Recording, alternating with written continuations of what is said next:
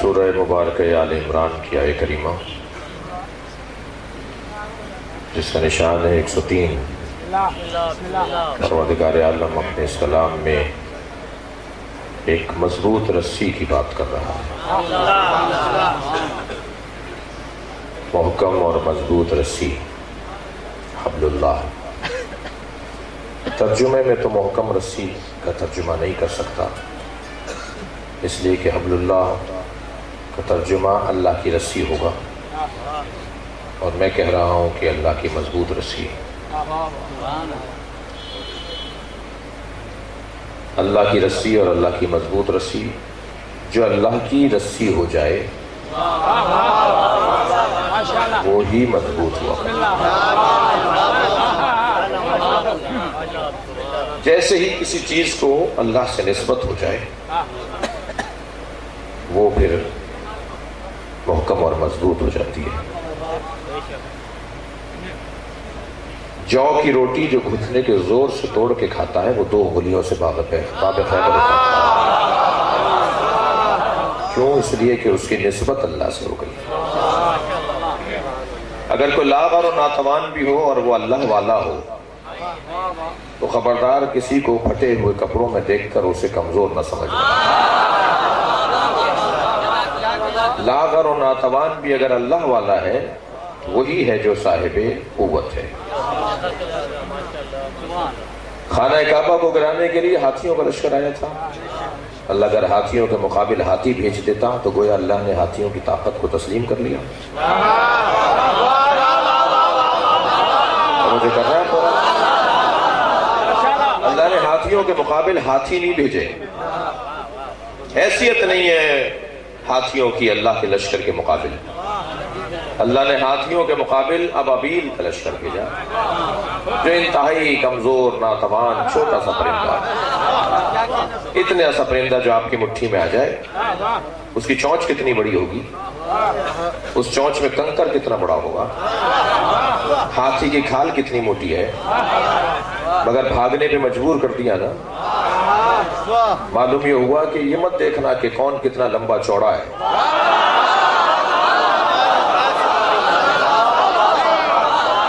بلکہ یہ دیکھنا کہ کس کا اللہ سے تعلق ہے۔ جس کا اللہ سے تعلق ہوتا ہے وہ ہے طاقتور، چاہے دنیا کے نزدیک وہ لاغر و ناتوان ہو۔ اللہ نے اپنا گھر بچایا تو ابابیل کے لشکر سے بچایا، اللہ نے جب اپنا محمد بچایا تو مکڑی کا جالا تنوا دیا۔ توجہ نہیں کر رہے آپ؟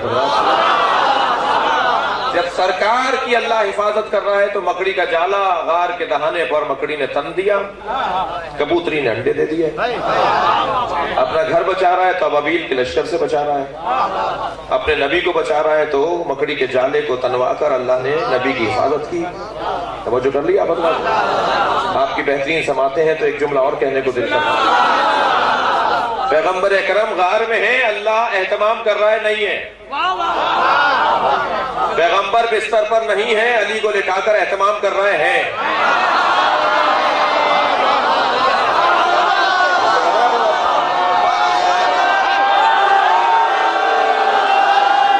بستر پر پیغمبر نہیں ہے، اللہ اہتمام کر رہے ہیں نہیں ہے۔ اللہ تقیہ کرے تو جائز، اطاعت معصوم میں تقیہ کرے تو ناجائز۔ صلوات پڑھے محمد آل محمد۔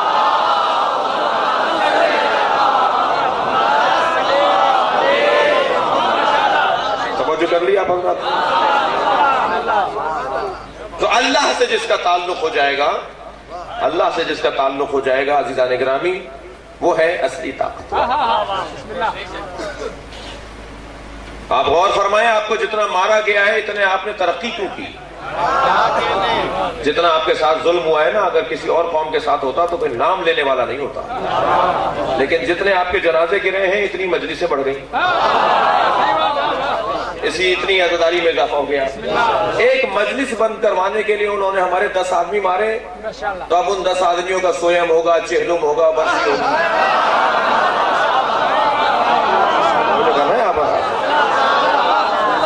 ایک مجلس بند کروانے کے لیے انہوں نے 10 آدمی شہید کر دیے، 10 के यहाँ कम से कम 3 मजलिसें हो गई, तो मजलिस बढ़ी या कम हुई? तो बेवकूफ है ना हमारा दुश्मन। इनके पास हमें खत्म करने का कोई रास्ता नहीं है सिवाय इसके कि हमारे आगे झुक जाए।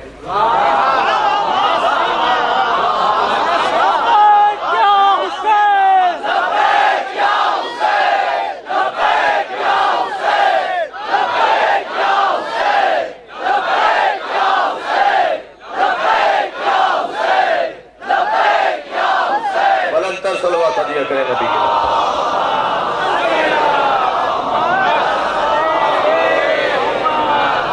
तवज्जो कर लिया। हमसे कहा जाता है कि हम इनके साथ बैठते क्यों नहीं है? फला टीवी चैनल पर, फला मुज़ाकरे में, फला टेबल टॉक पर, फला टॉक शो में हम इनके साथ बैठते क्यों नहीं है? इसलिए कि हम सुन्नियों के साथ बैठने को तैयार हैं, साजिशियों के साथ बैठने को तैयार हैं।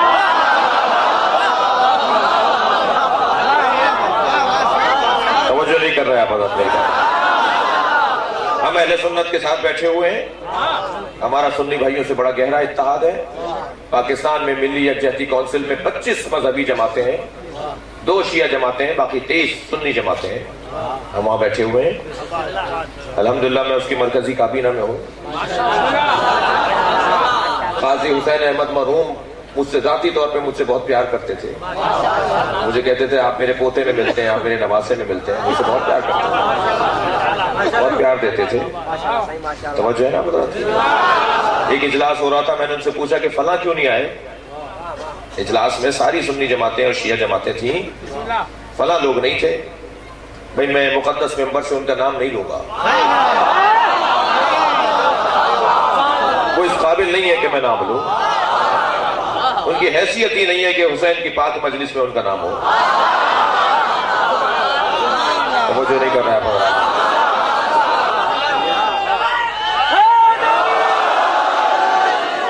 मैंने काजी हुसैन अहमद मरहूम से कहा, इस्लामाबाद का इजलास था जमात इस्लामी के मरकज में जी। मैंने काजी साहब से कहा, काजी साहब फला लोग क्यों नहीं आए?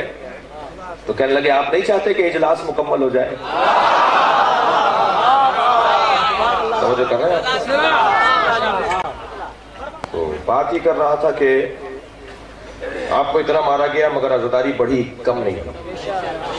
तो हमारा दुश्मन इतना बेवकूफ है कि जो चीज करना चाहता है उसे करने का तरीका इससे नहीं आता। बेवकूफ दुश्मन पे खुश नहीं होना चाहिए, समझदार दुश्मन पे खुश होना चाहिए। और जो अली से दूर होगा वो समझदार नहीं होगा, अहले बैत से दूर होगा वो समझदार नहीं होगा जी। मिलावट की चीज खाने वाले कभी सेहतमंद नहीं होते।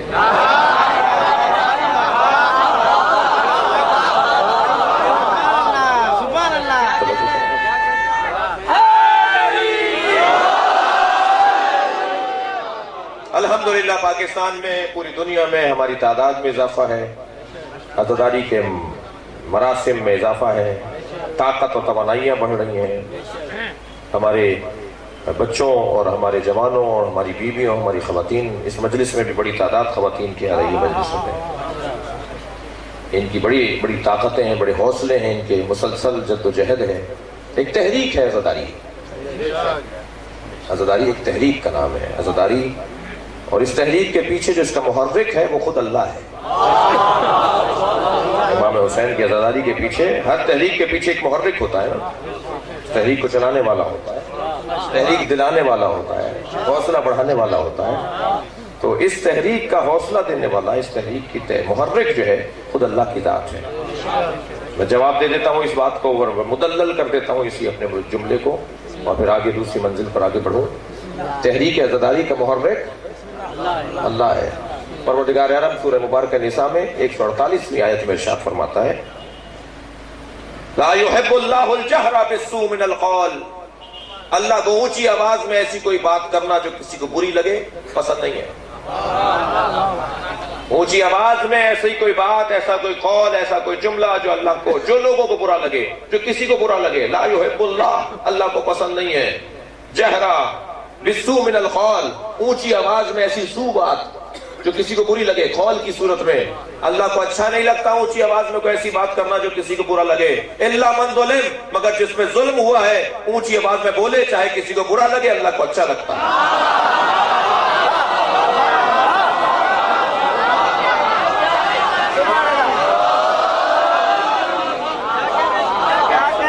اللہ مظلوم کو حوصلہ دیتا ہے۔ کیا بات ہے صحیح، سبحان اللہ۔ عزیزان گرامی، اگر کوئی چاہتا ہے نا کہ وہ اللہ کے نزدیک مقام پائے تو اسے سیاست مظلومیت کرنا پڑے گی، اسے مظلومیت کی سیاست اپنانا پڑے گی۔ اللہ مظلوموں کے ساتھ ہے، تم ظلم بڑھاتے چلے جاؤ اللہ کے ساتھ، اللہ کا ہمارا ساتھ بڑھتا چلا جائے۔ الحمدللہ ایسا ہی اللہ کا ہمارا ساتھ بڑھتا جا رہا ہے، کتنا اچھا ساتھ ہوتا جا رہا ہے۔ دنیا میں یا مکے میں مجمع لگتا ہے یا کربلا میں لگتا ہے، دونوں مجمع اللہ والوں کے ہیں۔ مجھے کر لی نا حضرات نے، مکے جاتے ہیں وہ کربلا بھیجتا ہے، کربلا جاتے ہیں وہ مکہ بھیجتا ہے۔ حسین اور اللہ کا گہرا تعلق ہے۔ عزیزان گرامی، دنیا میں فرقے نہیں ہیں، میں تکرار کر رہا ہوں، یہ جو فرقے بنائے ہوئے ہیں یہ ہماری الجھن ہے۔ اللہ نے صرف فرقہ بنایا ہے حسینیت اور یزیدیت، بریلوی، دیوبندی، حنفی، مالکی، شافعی، سنی، شیعہ، یہ اللہ نے نہیں بنائے، یہ ہم نے بنایا۔ اللہ نے صرف بنایا حسینیت اور یزیدیت۔ حسینیت اور یزیدیت کا سلسلہ بہت پرانا ہے، جو آج بھی جاری ہے، اس ملک میں بھی جاری ہے۔ یزید کو اچھا کہنے کی کوششیں جاری ہیں، جرم اس نے کیا ہے، پردے یہ ڈال رہے ہیں، مجھے نہیں کر رہا۔ ہمیں کہتے ہیں کہ انہوں نے خود مارا تھا اور خود رو رہے ہیں۔ 1400 سال پہلے کوفے والوں نے حسین کو مارا اور آج ان کی اولادیں رو رہی ہیں، تو میں تو سید ہوں، میں تو کوفے سے نہیں آیا۔ جو افریقہ کے اندر کالے ماتم کر رہے ہیں وہ تو کوفے والے نہیں ہیں، جو لندن، امریکہ، کینیڈا کے اندر گورے ماتم کر رہے ہیں وہ تو کوفے سے نہیں آئے، ان کے بڑے، ان کے آبا و اجداد، ان کے بزرگ تو کوفے سے نہیں آئے۔ تو کیا دنیا میں جتنے بھی عزادار ہیں سارے ان کے بزرگوں کا سلسلہ کوفے سے ملتا ہے؟ کوفے والوں نے اگر مارا تھا تو ساری دنیا میں جو عزادار ہیں ان کا سب کا سلسلہ ہے، سب کوفے والوں سے ملتا ہے۔ دنیا میں کتنی بڑی تعداد ہندو جو ماتم کر رہے ہیں وہ کوفی ہیں، عیسائی جو ماتم کر رہے ہیں وہ کوفے والوں میں سے ہیں۔ کوفے میں خود مارا، کوفے والوں نے بلا کر خود مارا اور خود رو رہے ہیں، آج ان کی اولادیں رو رہی ہیں، ہم تو ان کی اولادیں نہیں ہیں۔ ٹنڈو یار والے تو کوفے والوں کی اولادیں نہیں ہیں،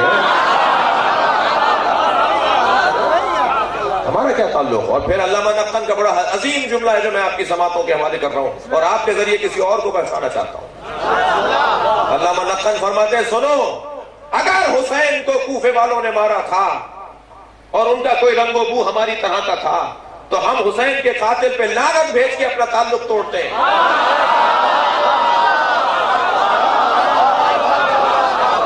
ہم امام حسین کے قاتلوں پہ لعنت بھیج کے اپنا تعلق توڑتے ہیں، تمہارا تعلق نہیں ہے تو تم بھی لعنت بھیجو۔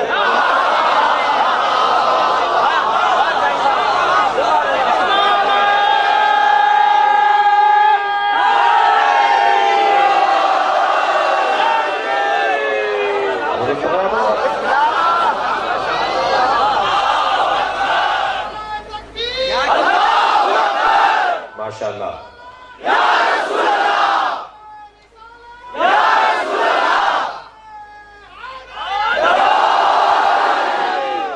توجہ کر رہے ہیں؟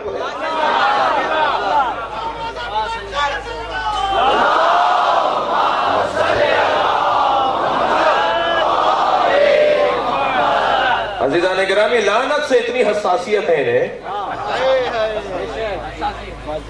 لعنت سے اتنی حساسیت ہے ہمارے بعض لوگوں کو کہ سب کچھ کہہ لو، لعنت نہیں کرو۔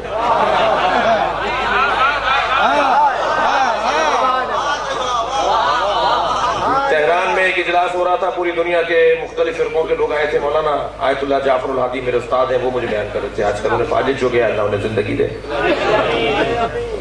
قوم کی سرزمین پر حضرت آیت اللہ جعفر خوش نویس جعفر الہادی رہبر کے دفتر جب مکے جاتے ہیں وہ حج کرنے کے لیے تو ویسا جو لگتا ہے، تو رہبر کے دفتر میں مناظرے کا جو شعبہ ہے، جو لوگوں کو اہل بیت کے مکتب کی طرف دعوت دینے والا شعبہ ہے، ہر سفر کے اندر 10 لوگ ہیں جو فقہ اہل بیت کا انتخاب کرتے ہیں، اس ٹیم کا ان کی سربراہ ہے آیت اللہ جعفر الحدی۔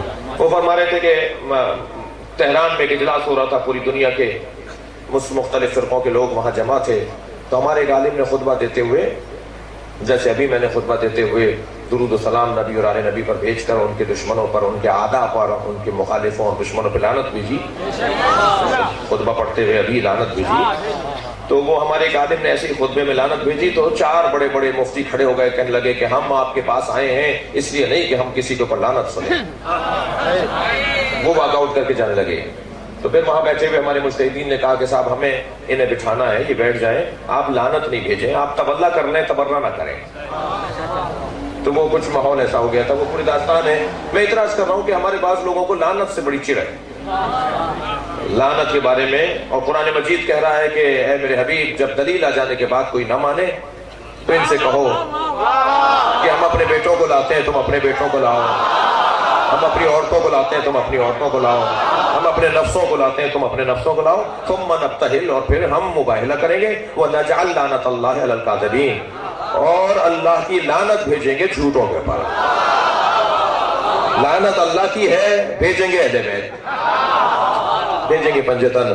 تو اب وہاں پر لعنت کو دیکھ کر ایک مرتبہ مسیحیوں نے کہا نہیں ہم جزیہ دینے کو تیار ہیں مگر اہل بیت کی لعنت لینے کو تیار نہیں ہیں۔ میرے چھٹے امام سے پوچھا گیا مولا لعنت آئی تھی مگر انہوں نے لعنت لی نہیں، چلے گئے، تو لعنت کا معیار کیا؟ حضرت نے فرمایا ایک مرتبہ اللہ نے ایک قصہ دکھا دیا کہ جو بھی پنجتن کے مقابل آتا رہے گا لعنت آتی رہے گی۔ لعنت کو ایٹم بم نہیں ہے بھائی، توجہ ہے، معاف کیجیے گا، لعنت کو ایٹم بم نہیں ہے، لعنت عدم برکت کو کہتے ہیں۔ جس کی زندگی سے برکت اٹھ جائے وہ لعنتی ہے، جس کی زندگی میں یہ برکت ہو اسے حسین علیہ السلام کہتے ہیں، اس میں سلامتی ہے۔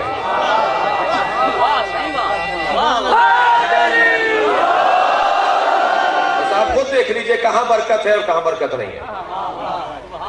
تو لعنت سے بہت سے دوست ہمارے حساس ہیں، لعنت عدم برکت کو کہا جاتا ہے۔ قرآن نے کوئی 25 جگہ پر لوگوں پر لعنت بھیجی ہے، اللہ نے بھیجی ہے۔ ہم قرآن کی آیت پڑھتے ہیں کہتے ہیں یہ تبرہ کر رہے ہیں، قرآن کی آیتیں لعنت بھیجی گئی ہے۔ توجہ چاہوں گا، ہم درود و سلام والے لوگ ہیں، سنی بھائی بیٹھے ہیں نا، شیعہ لوگ بیٹھے ہیں، ہم درود و سلام والے لوگ ہیں، محبتوں والے لوگ ہیں، عقیدتوں والے لوگ ہیں، نسبتوں والے لوگ ہیں، تعلق والے لوگ ہیں۔ جی سلام کرتے ہیں آپ کسی کو تو اس کا دل آپ کی طرف مڑتا ہے یا نہیں؟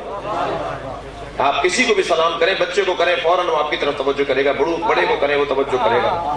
جب سلام کرتے ہیں تو توجہ ہوتی ہے نا، جس پہ سلام ہو رہا ہوتا ہے۔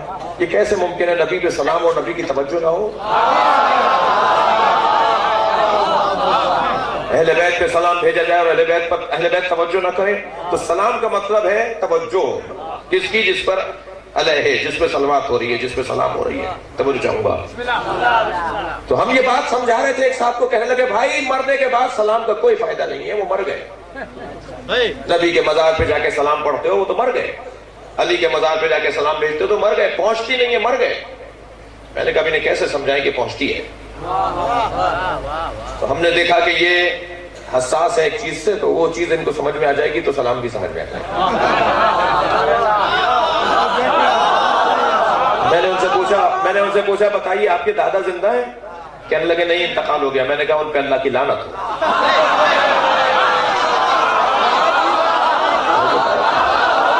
یقین جانیے ناراض ہو گئے وہ ہم سے، کہنے لگے آپ میرے مرے ہوئے دادا پہ لعنت بھیج رہے ہیں۔ میں نے کہا لعنت پہنچ گئی، سلوات نہیں پہنچی۔ سلوات پڑھے ذرا محمد والے۔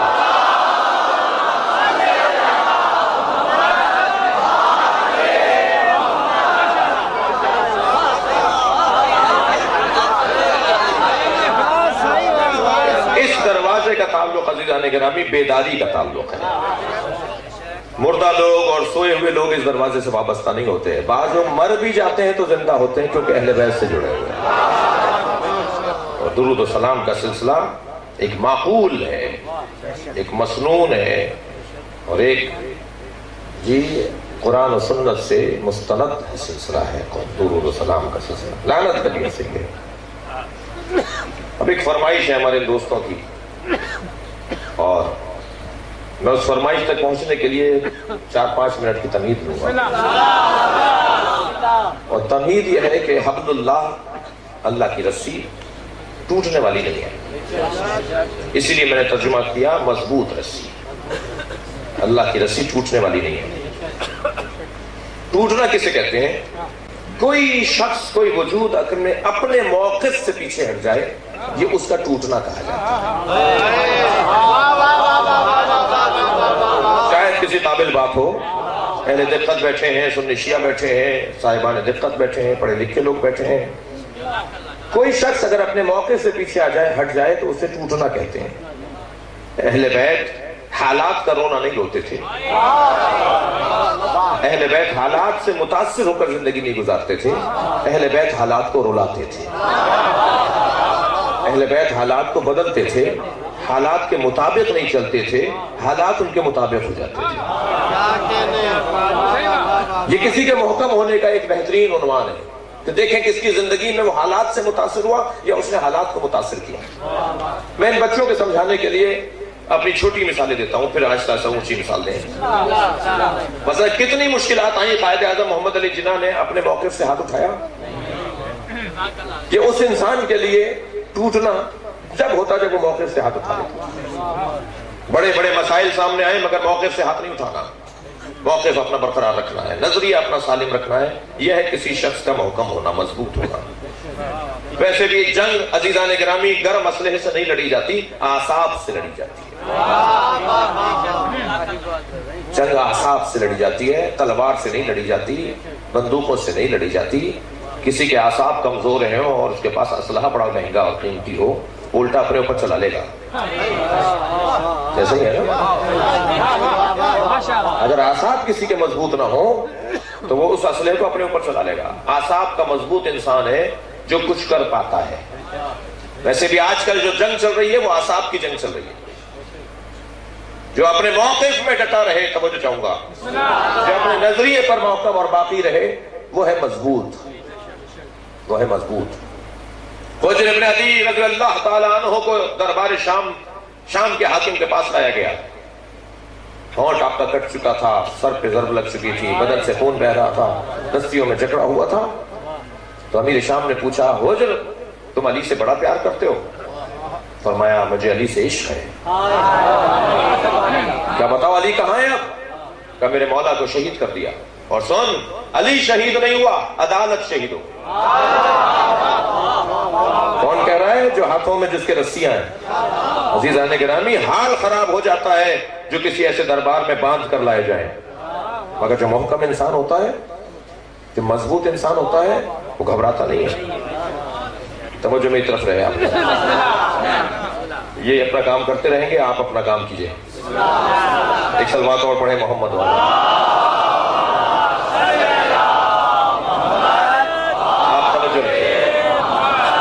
میری طرف توجہ رکھیے. حجر کہاں ہے علی؟ کہا علی نہیں مرے، عدالت شہید ہو گئی. کہنے لگا بتاؤ تمہارے بیٹے کہاں ہیں؟ فرمان لگے 2 بیٹے ساتھ ہیں، 2 جنگ صفین میں شہید ہو گئے. کہا علی کے بیٹے کہاں ہیں؟ تمہارے بیٹے شہید ہو گئے. علی کے بیٹے کہاں ہیں؟ حسن حسین. کہا اللہ انہیں سلامت رکھے. حسن حسین زندہ ہیں. کہنے لگا علی نے تم سے انصاف نہیں کیا. علی کے بیٹے زندہ رہ گئے اور تمہارے بیٹے شہید صفین میں شہید ہو گئے. علی کو اپنے بیٹے شہید کروانے چاہیے تھے. توجہ چاہوں گا. 2 جواب دیے حجر، 2 جواب دیے حجر نے. اور یہ جواب بتا رہے ہیں کہ انسان مضبوط کون ہوتا ہے. فصاحت و بلاغت کے ساتھ میرے مولا حضرت حجر ابن عدی نے جواب دیا. فرمان لگے سنو، میرے بیٹے اور علی کے بیٹوں میں فرق ہے. سنو، پہلا جواب تو یہ ہے کہ ہاتھ سے آنکھوں کو بچایا جاتا ہے.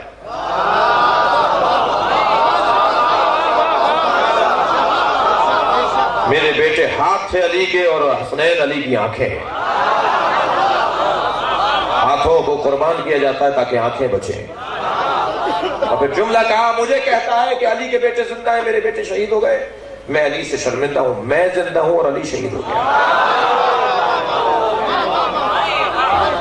اتنی مشکل میں بھی اگر کوئی مضبوط رہے تو وہ ہے موقف کا اور اپنے نظریے کا سالم اور واقعی انسان. ان ہستیوں میں عزیزان گرامی ایک بہت بڑا نام جناب سعدیہ ہے، حرہ سعدیہ کا ہے، حلیمہ سعدیہ کی بیٹی حلیمہ سعدیہ رضی اللہ تعالی عنہا، ان کی بیٹی حرہ سعدیہ. بصر بن حقات امیر شام کا جلاد ہے جو بصرے کا گورنر ہے.